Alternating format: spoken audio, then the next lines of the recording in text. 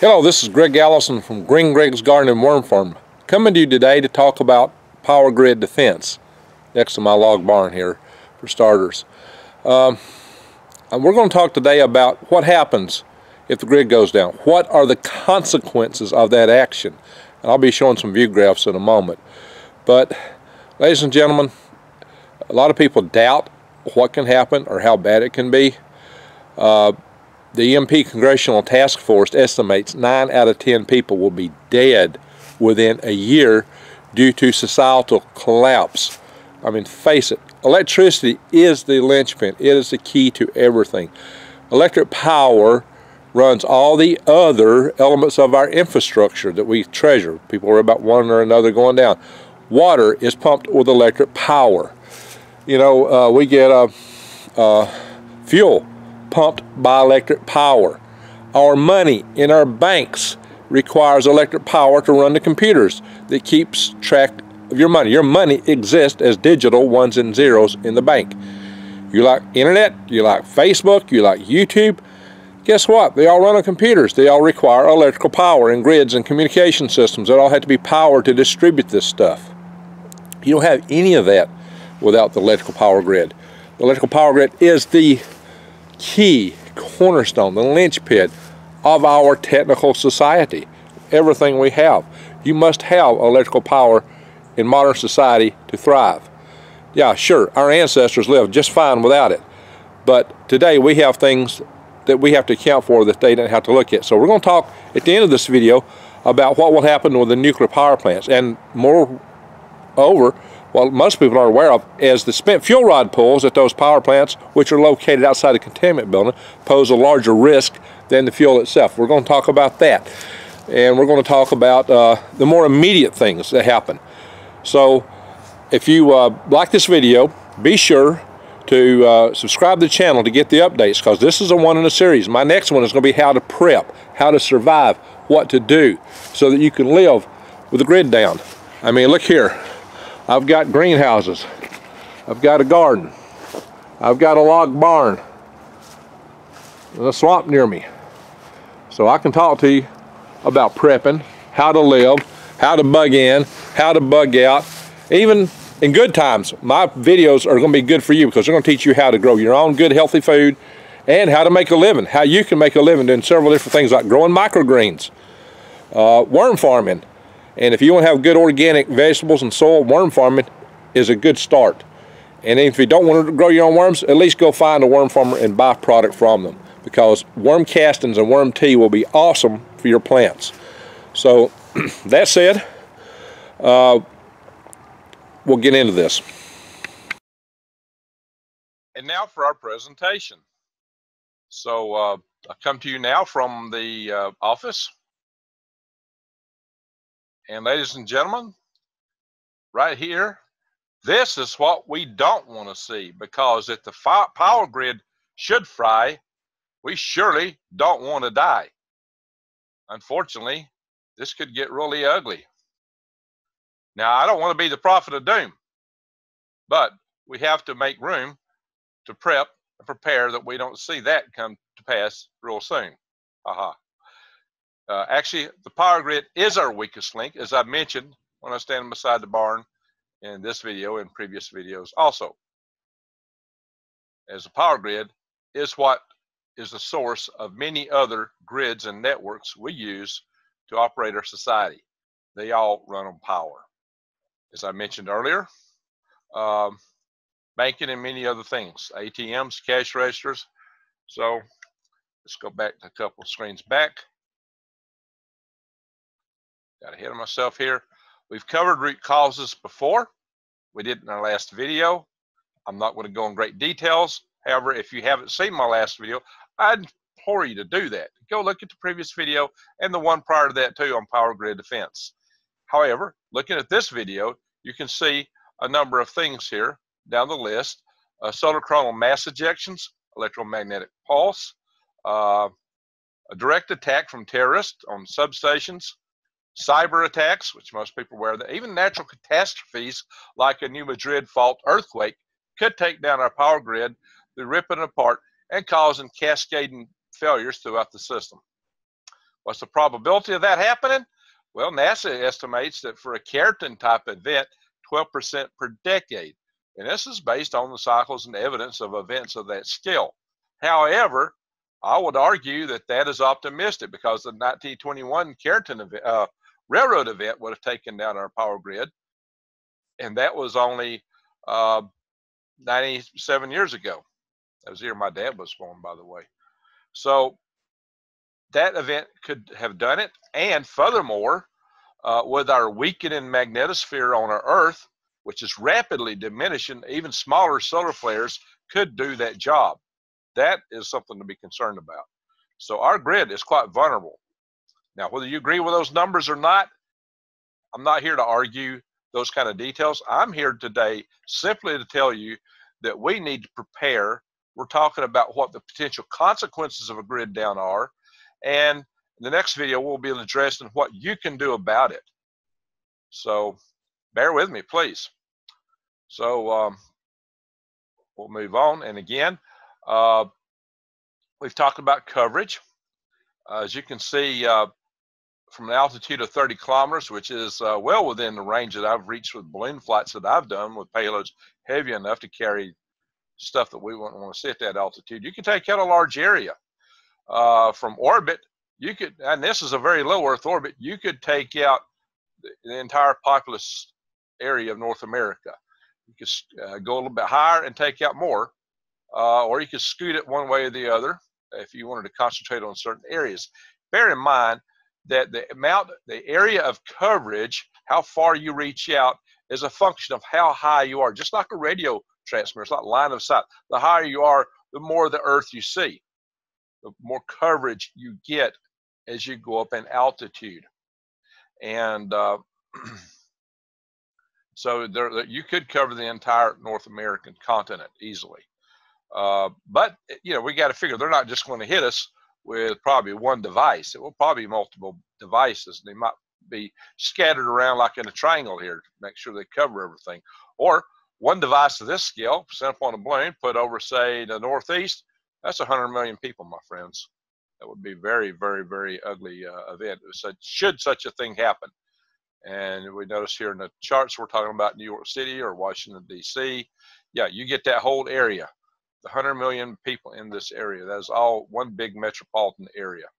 That would be very unfortunate. As I mentioned earlier, 9 out of 10 people could die. This was figured by the Congressional MP Task Force. But they focused on such things as the societal collapse that would occur and things like dying of starvation.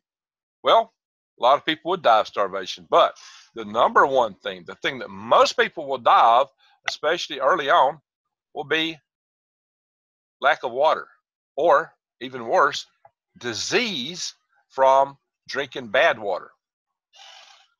Because you can't live but 3 days without water, and good clean water will not be available very long without the pumps to pump it. And there's a lot of disease available in water in nature. Giardia, typhoid fever, scarlet fever. There's different things that you might pick up from the water. It give you dysentery, cause you to have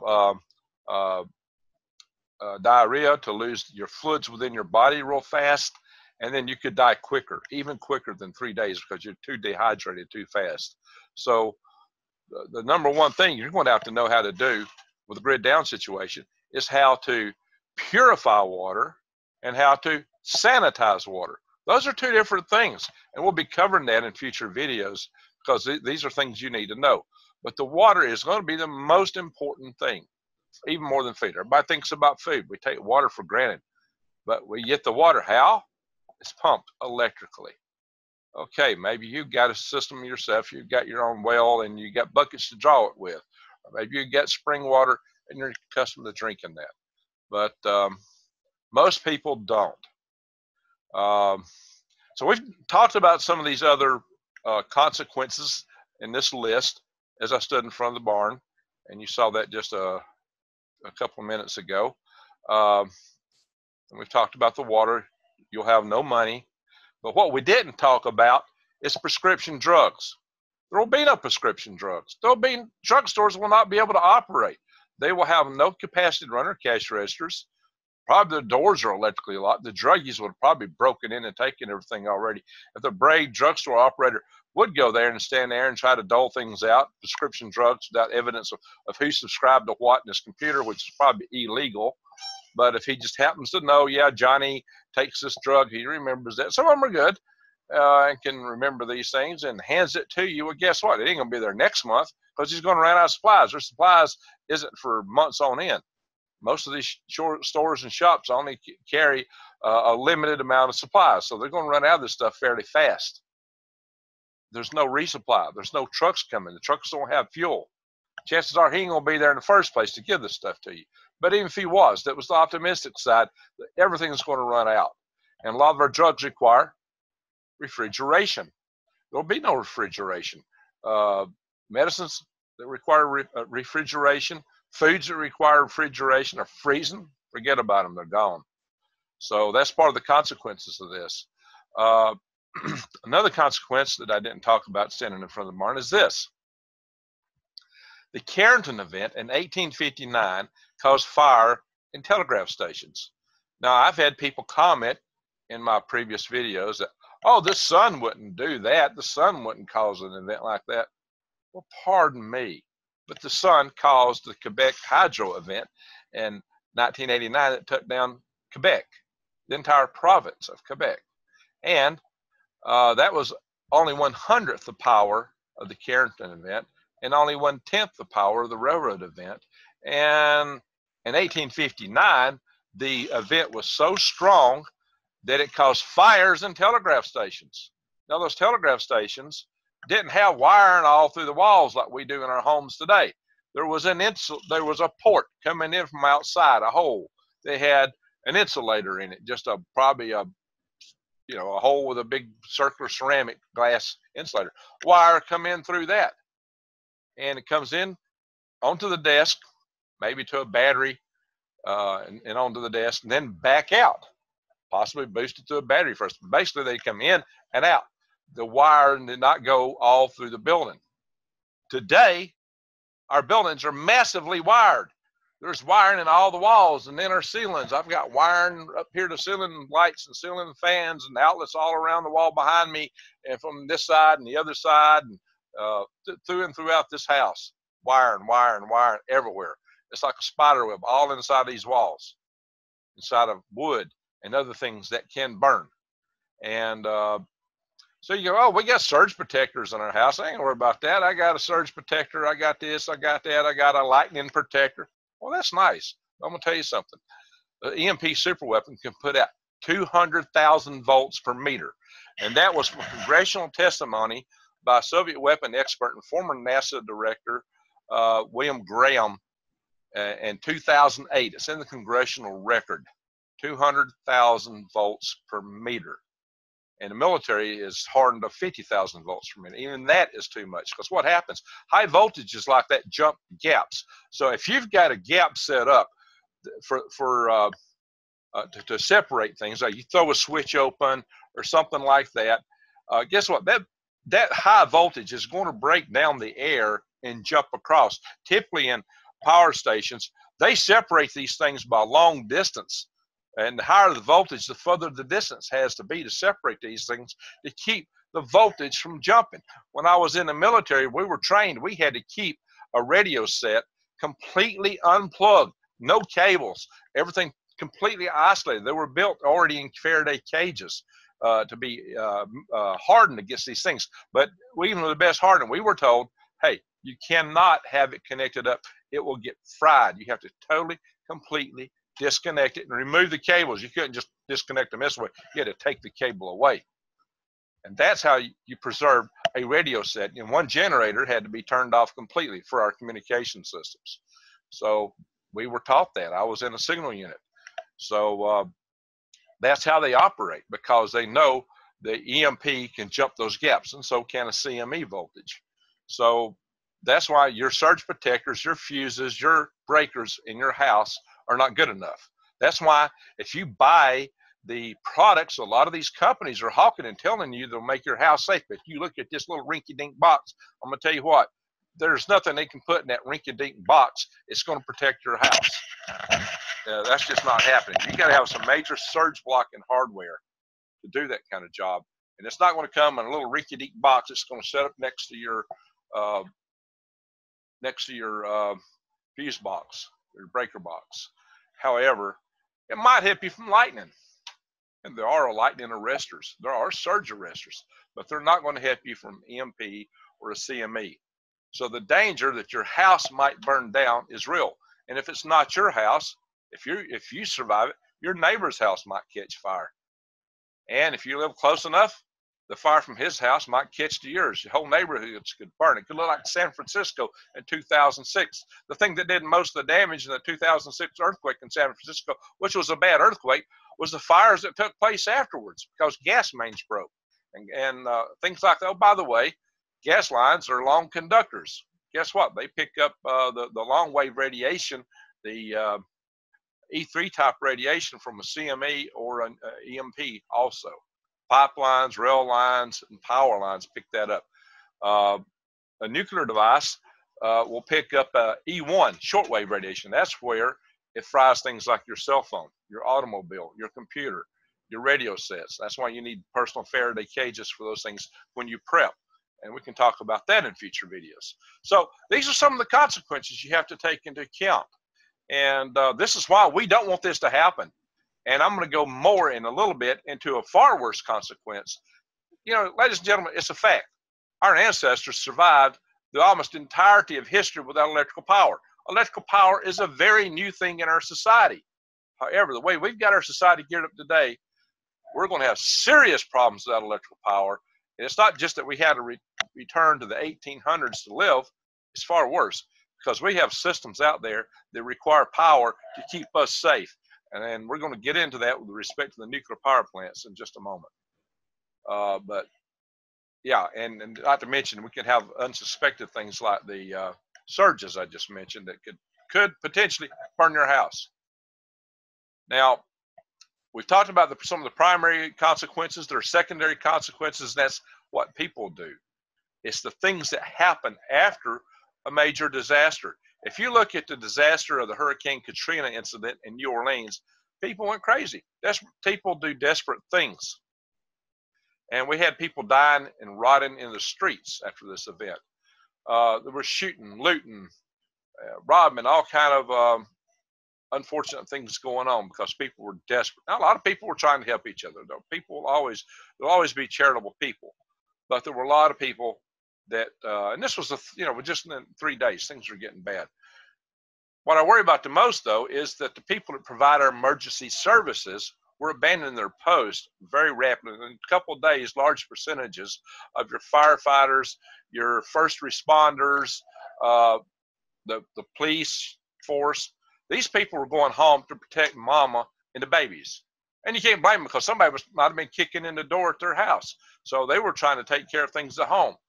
And that's going to happen in any of these disasters. If you got to worry about security at home, that's where you're going to be. Even our army or military will do that. It has always happened in history. That kind of thing, I don't care what kind of orders they got, they're going to worry more about mama and the kids than anything.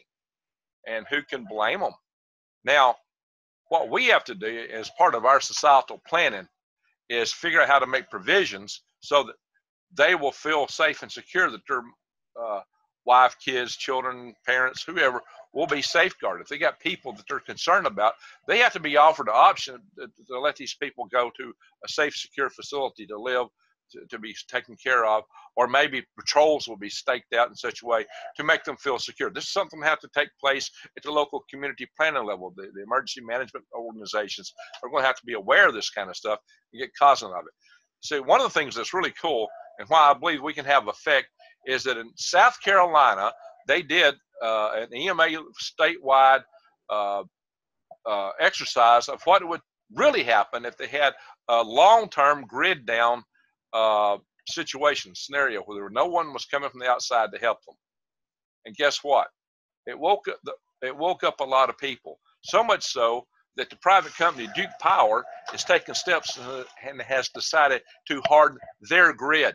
That's why I say this is possible. My friend, Ambassador Hank Cooper, who spoke twice at my conferences, is the guy who instigated that, because he realized that if the working people that are involved, they have to do this on a day-to-day basis, realize what they're going to have to grapple with. They're going to be clawing their management to do something about it. And so if you cause it to happen from within the organizations, you have a lot of effectivity. And we're working with the EMA here in Alabama now to get them woke up. This is something that you can do. So let's go on here. And, you know, as I just mentioned, if the grid goes down and it's a nationwide event or a worldwide event, you can't expect the cavalry to come to rescue you. When we've had local disasters in the past, like a big tornado that hit here in North Alabama back in 2011, there were bucket trucks streaming down the interstate from all over the United States coming here to help us get back up and running again. Anytime we've had a disasters like that, people stream in from the rest of the country. Well, if it's all over the country, they can't come. They're taking care of themselves as best they can. And don't expect the cavalry, especially if a lot of people are leaving their post, because things will be really bad. You know, we don't know how long this could last, for years, months. So the thing that I need to tell you, though, and get back to, is the really scary part of the consequences. Why it is not adequate to think that we could just go back to the 1800s and be okay. I've had a lot of people say, hey, I'd like for the power grid to go down. There's too many people on these computers, too many people on Facebook, too many kids on their phones and whatever. Yeah, all that stuff may be true, but having the power grid go down right now is not the proper prescription fixing that. Pardon me if my headphone is slipping around here. Don't want to stay in place. I know that feeds back racket into the system, and my apologies for that. So the deal with this is that here's what we got to face. There are nuclear power plants with spent fuel rods all over the United States, and there's winds that will take the radiological releases from these plants and their spent fuel rod pools everywhere. Hopefully the larger elements will fall out in not too much distance from the plant, but you may recall when we had the Fukushima disaster that radiation did actually come to the United States, even though Japan was all the way on the opposite side of the world. And the Pacific Ocean is mighty large. Fortunately, it wasn't a level of radiation that caused panic and great concern here. Although no radiation is good. Radiation is not good at any level. However, it was something that, you know, shouldn't cause any panic here locally. However, if we had 100 Fukushimas in our backyard, that would not be a pretty picture, my friend. It would not be a pretty picture. And most of these plants are near large population centers. As you can see, they're concentrated in the eastern side of the United States, but there are some in the west. So this is definitely something that our ancestors didn't have to deal with. Well, what does that mean? All right, what that means is, and this figure says that we have over 74,000 metric tons of nuclear waste in the spent fuel rods sitting in the cooling pools at the power plants, not in the reactor, my friend. And this figure is probably about 4 years old. And we've been accumulating about 2,000 metric tons per year since then. And so we probably have, you know, closer to 80,000 metric tons now. So if you look at this and figure that we have in the United States and Russia something on the order of 14,600 nuclear warheads, and then if you do the math and say, okay, let's assume we have 40 pounds of nuclear fuel in each of these warheads. Everybody worries about the radiation, the fallout after a nuclear war. Well, guess what? The radiation, they spent fuel rods, just going back to this older number here, is 280 times more radioactive material than all the warheads. If we could use them all, you know, the first thing you attack in a nuclear war is the other guy's warhead, so they're not really using them all. A full-scale nuclear war doesn't explode everything. But let's say we just set them all off. We have 280 times, maybe 300 times now, more radioactive material in the spent fuel rods at these nuclear power plants, just waiting on the lights to go out, to go up in smoke. In our backyards, just waiting on the lights to go out could go up in smoke. Just think about that. Yeah, okay, that does sound like Dr. Doom, don't it? And here's my source. This is an industry website. Like I said, this is a few years old. So, well, how does this happen? It's the zirconium cladding on the fuel rods. It causes the zirconium cladding burns on contact with air. Now, mind you, these fuel rods are 20 foot deep in water, but it takes electric power to run the generators that replenish the water as it evaporates. These pools evaporate 160 gallons of water per minute. So you have to pump in a fair bit of water to keep these pools cool. Now they recirculate this water.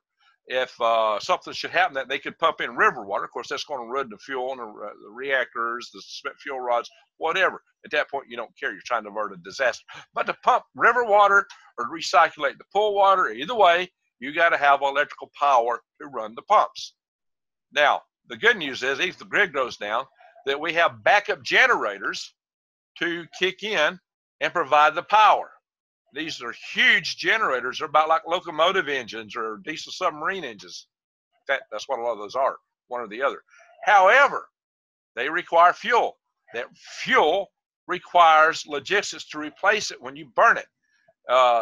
Plants in different places have varying lengths of fuel. That used to be standard to have about a week's worth. But a lot of them, due to concerns of fire, national fire safety, have reduced that to like a 3-day supply. Some places, I think TVA plants maybe, have up to maybe 42 days of supply of diesel fuel. But 42 days will pass fairly quickly. When you have fuel rods that's going to be hot for 7 to 10 years, that's not enough.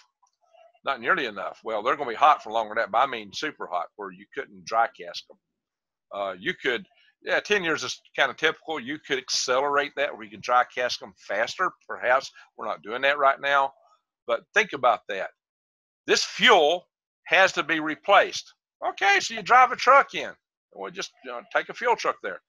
Well, the fuel truck to get there has to come out of the refineries. Now, I live about 300 miles from the Gulf of Mexico, but the refineries aren't due south. They're more like over at the Louisiana, Texas border, like around Lake Charles and places like that. That's probably 700 miles away. So maybe a little bit further. That's a good distance. So think about that. There may be some around New Orleans. But think about that. That's a long way to truck fuel. And those fuel trucks have got to stop and buy fuel along the way. If the tires go down, they got to have pumps to pump their tires back up. Well, all the pumps are electric. Okay, we can hand pump. You want to hand pump 18-wheeler tires? Well, it could be done, I guess. But my friends, the fuel's going to run out. They're not going to be able. They can't even pump it at these fuel stations. There might be a few that can install a generator to run that system, but will they have enough of them to get them through back and forth? Possibly, but the fuel places have to be refueled too. And you got a lot of trucking going. Well, guess what? Trucks require a lot of maintenance. Maintenance is spare parts largely, or pumping air. The spare parts that you put these trucks come from stores, supply places. The supply chain will be broken, non-existent for all intents and purposes. So what I mean by that, these stores have inventory systems and cataloging systems that are all electronic. It's all on the computer. The cash registers won't work. You're not even going to have any money probably to pay them. Only money you're going to have is what's in your pocket. And organizations that are trying to order stuff, they do all their transactions today for the electronic money, which isn't going to be available. Where's all that money at? How are you going to buy anything? How are you going to transact anything? How do the stores reorder? There won't be any shipping trucks to bring in new supplies. I mean, everything's going to be cascading failures. Stuff's going to be falling apart. And if you had to part, you think about impact wrenches. Yeah, they use pressurized air, but that air is pressurized by an electric generator. I mean, everything runs on electricity. There's an electric motor that drives and compresses the air for all these tools that are used for impact wrenches and that put the wheels on and things like that. They're not even tooled up to operate without them. Could they? Yeah, probably theoretically, but I'm going to tell you, the spare parts will vanish. You won't be able to get them. The maintenance will vanish. The trucking industry is going to be in cascading failure. They won't have the fuel to run the trucks. But worse yet, those trucks are going to be a target. You got to remember, the theme of the entire Mad Max series was get the fuel truck. That's what Mad Max was all about. Okay, so that was science fiction, ha ha ha. Well, guess what? That's already happened in Venezuela. And Venezuela is in bad case, but they're not as bad as we would be with a power grid failure. So the fuel trucks will indeed become major targets. That's going to be a heck of a resource. So not even going to have the fuel trucks running and operators to drive them who aren't worried about mom and the kids back home, but they're going to have military escorts, National Guard, state troopers, maybe local sheriff's organizations, just to maintain the security of that truck en route. And all these people are going to have their families taken care of and secure. This is doable. You could actually set up motor pools and set up spare parts and logistics and systems to be able to make sure that you can have these trucks running for some period of time, at least until maybe you can get a fuel barge to come around and bring a larger supply of fuel that would not require the trucks to run all the time. Maybe that's the solution, but that would take some time to get around to spot. So, but what the truth is there's no plans in place to do all these things. This is why we've got to work with our local states, with emergency management associations, with the adjutant generals of the National Guard, but we can get their attention. We're beginning to reach these people. We're starting to get their attention. I'm working with the director of the EMA here in the state of Alabama, and I'm also working with an organization that's coordinating among states. But this is where you can help out, and so one of the areas. And if you're not up to that, then you need to prepare for yourself, because even if we do start putting things in place to fix the problems of the grid, it takes years to get all this stuff set up, and the grid could go down soon. We've got enemies out there who would just love to take our grid out, because it is our weakest link. And mind you, my friends, we've not been making a lot of friends in this world. So there are people that like to do it. Now, whoever you think would do it, or you think it'd be inside or outside job, I'm not even debating that here, because I hear all of that in my comments. The thing is our grid could go down, but there are good people that would be willing to do things that would lessen the impact of that and hopefully stop it from happening. And that's what we're trying to do here. But to go back to these nuclear fuel rods, a lot of people don't think that this is a credible thing. I've heard people, oh, these rods won't burn. Well, yeah, they will. So let me show you something here. This is a scientific paper here where Sandia National Laboratories actually tested these fuel rods to see how they would burn. And oh boy, they did burn. So why does this zirconium burn? I mean, isn't that the stuff ladies have on their rings? It is. But when they're inside a nuclear reactor, they get enriched with hydrogen. And when they're hot, they burn on contact with air. This is the test setup. This is what they did. And let's see, I'll get down here and there's a picture. There's all the data. Oh yeah, the pictures are in the other presentation. Okay, so we'll go over the other presentation. But this is the paper right here. Have a look at that. Now I'm going to switch over to their PowerPoint type presentation, which I got it in the PDF here. That's the fire, my friends, right there in their test rig. And these are the fuel rods. They are burnt slap up. They're gone. Yeah, I've had folks say, oh, these things won't burn. Oh, there's no way they'll burn. People got mad at me about saying these things would burn. Well, my friends, there it is. They absolutely burn slap up. See that? Now, they didn't have uranium in them because they knew they had to clean this mess up after they made it. So this wasn't radioactive, but there's a lot of dust here. It's contaminated. So after all this cooled down, the guys that went in their full mission-oriented protective equipment here, the mop suits, and mopped it up, if you will. So that's real. That's it. And that's no joke. These things do burn. There's no doubt about it. And people in the industry understand that. And I have briefed a lot of people that work in the nuclear industry, and they definitely appreciate that. Although I had that one guy who just, oh, they won't burn. I got some sitting on my bookshelf back in my house.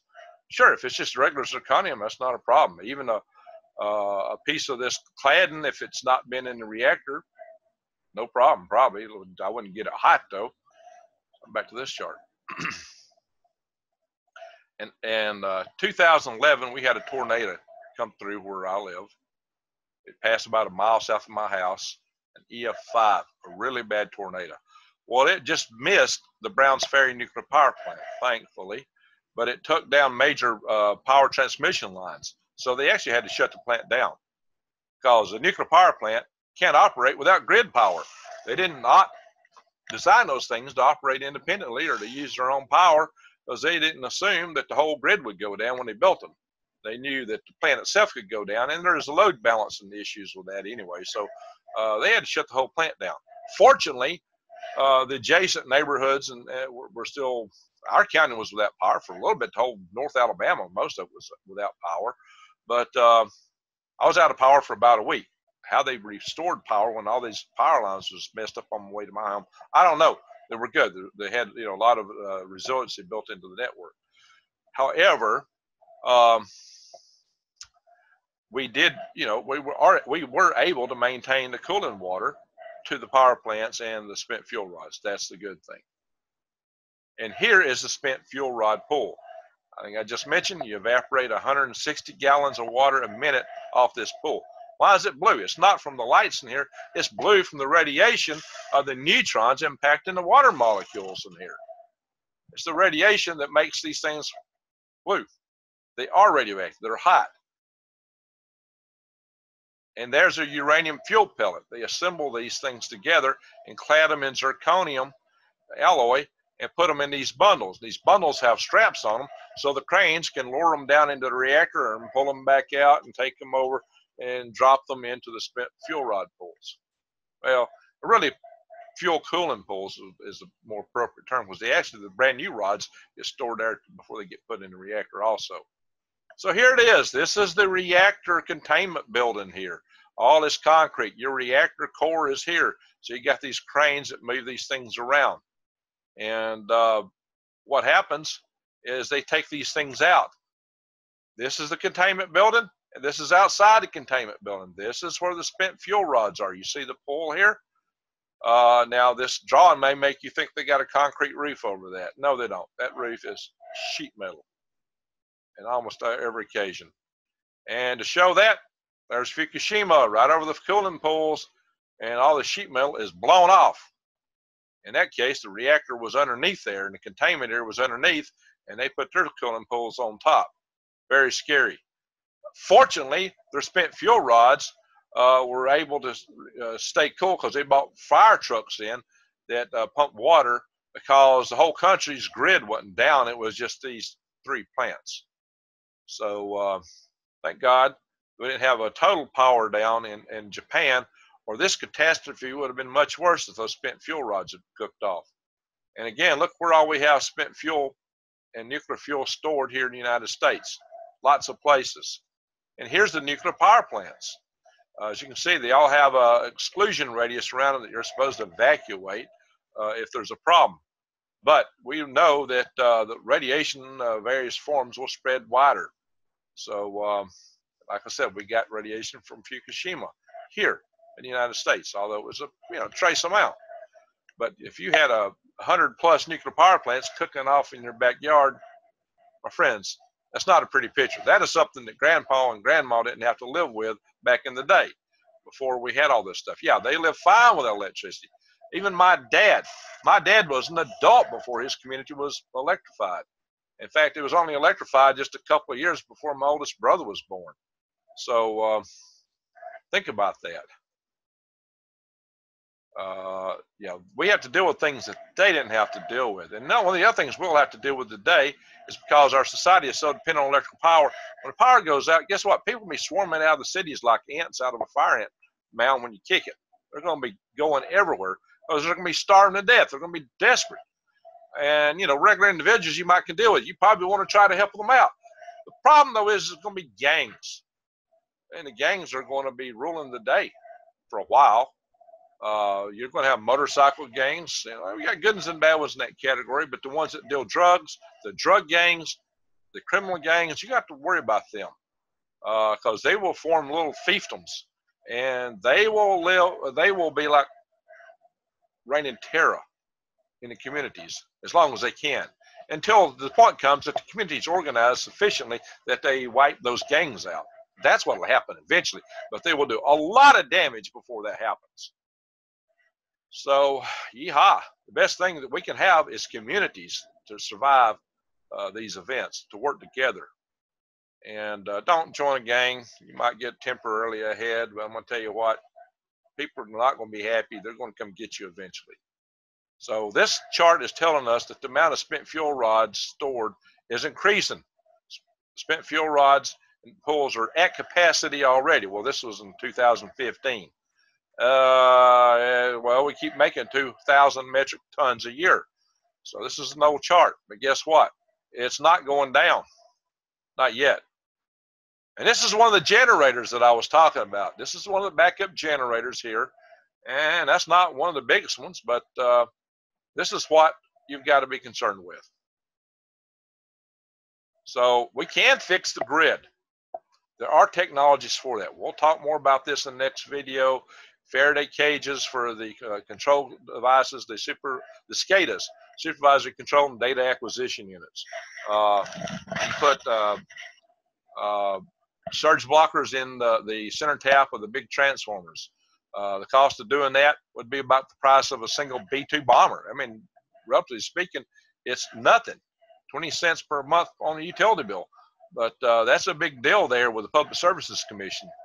However, I did brief the Public Services Commissioner of Alabama a few months ago, and actually had one of the placeholder Public Service Commissioners at my conference, and he actually presented. So I'm getting tied into this process. Excuse me again, my headphones are slipping around. So this is what you have to bear in mind. Again, I'm mentioning here the backup fuel, the National Guard, develop resilience in the system. We're not here today to talk so much about the fixes. That's a future video, what we can do about it. But I'm going to tell you, there is the potential for hope. Hope is not lost. As long as you got breath in your lungs, you have hope. As long as you got a glint in your eye, you got hope. We can fight the loss of the grid. We can fight to stop it, or at least to mitigate the consequences at the national, the state, the community level, and the personal level, because you need to be able to prepare. So, and in preparing, we all know about food storage. So yeah, we should store food. Now, as I mentioned earlier, we should store at least a year's worth of food, maybe 18 months.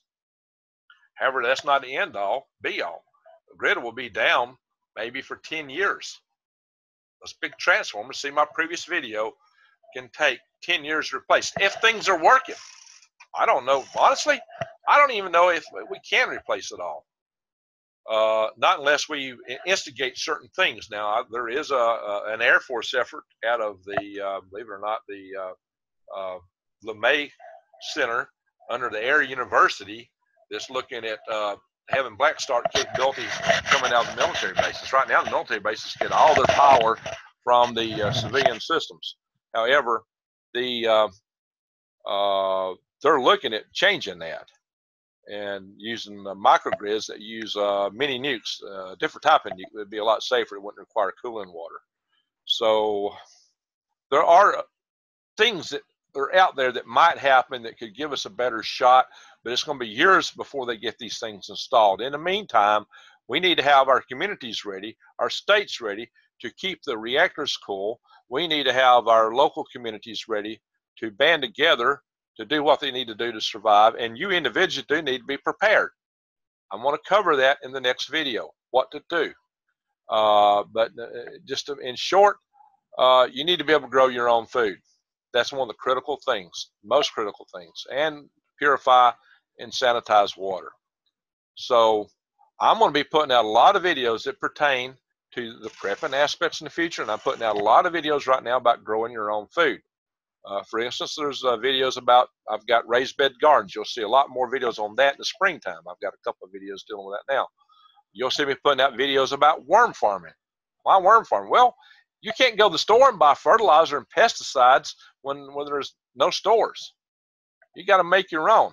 You can make your own fertilizer from your kitchen waste and paper and anything that's biodegradable. Worms will eat it, and they'll make the best fertilizer you can ever imagine. And you can even make a worm tea, which is all natural liquid pest repellent and fertilizer in itself. It's a probiotic for plants, actually. I'll go more into details on that stuff. You can grow food in your house. If you live in a city, you can grow microgreens. Oh, you got to have lights and power. I see that in the other. No, you don't. You can put them by a window. I'll show that in a future video. There are people growing their food in a closet. Now, for that, you might need power. Yeah, you would, unless it's mushrooms. But however, you can generate smaller amounts of power if you need to. You might be able to do that. But windows, doorsteps, but you got to have seeds. Well, look, you can grow a plant to provide ample seeds in a pot. A single plant makes a lot of seeds, so you maybe have a few pots to create enough seeds to get you by for planting your microgreens. So the reason I'm bringing this up is this is part of the survival strategy. It's also part of the strategy for teaching you ways that you can eat healthier and perhaps even make money. You might make a living doing some of these things I want to show you, and you might do quite well at it. So it's not directly in line with this topic of power grid defense, grid down, and prepping. Not directly, but it's really close. And it's the skills that you need to know. So I ask that you not wig out and unsubscribe just because I'm posting a lot of stuff on these topics, because they are essential topics. And people that watch these videos really like them. I'm having people that come in to watch the power grid defense videos, and as soon as they see me posting other stuff, they unsubscribe. Well, just ignore those notifications if you don't like that, or unclick the bell. But I hope you would keep the bell clicked, because I'm going to be putting out another video in this series within a week. And it's going to be, again, what to do when the grid goes down, how to prepare yourself, and how to hopefully prevent this from happening. We're going to cover these things. And after this, I'm going to be showing more prepping stuff, survival stuff, and I plan to interview people. I've shared 2 conferences, 2 power grid defense conferences. I had a lot of stellar speakers come to these events, and I know other people in this field that I could bring on here. I could interview a lot of these people and have like a podcast. I don't know if I will do a live ones or not, but at least this is something I'll be releasing on this channel. So this will be an ongoing topic for some time. Hopefully we can solve these problems and we can move on to other things, but there's also other things that could put us in a what hits the fan situation. I will cover them too. Other potential catastrophes, other things that we need to be prepared for, we need to be aware of. What might hit us? There are a lot of things that might hit us. We hope that they won't, but we have to be prepared that they will. It's like insurance. So that's the smart thing to do, is to have an insurance to protect yourself in case things go bad. Most people assume that everything's always going to be the same. But guess what? That's the most untrue thing in the world. Nothing is ever the same. Change always happens. Whether it's for the good or for the bad, depends on how you look at it sometimes. But change is the one thing that happens. Death, change, and taxes. Those right now are the 3 inevitables. Hopefully one day we'll learn how to do life extension, but death will still be out there. We're not going to get rid of it. And taxes, well, a lot of people want to drive them up, so I'm going to drive them down. That's a whole different topic. But ladies and gentlemen, I don't want to bore you with that. Stay tuned for my next video. And I ask you to watch these other videos. You're going to find them interesting, I guarantee you. If not, then just don't watch those. But I will have a lot more videos on this topic and other topics that are related. And do bear in mind, you really ought to think about growing your own food. And if you do want to get worms for your gardening aspirations, I sell worms, greengregs.com. So thank you for watching.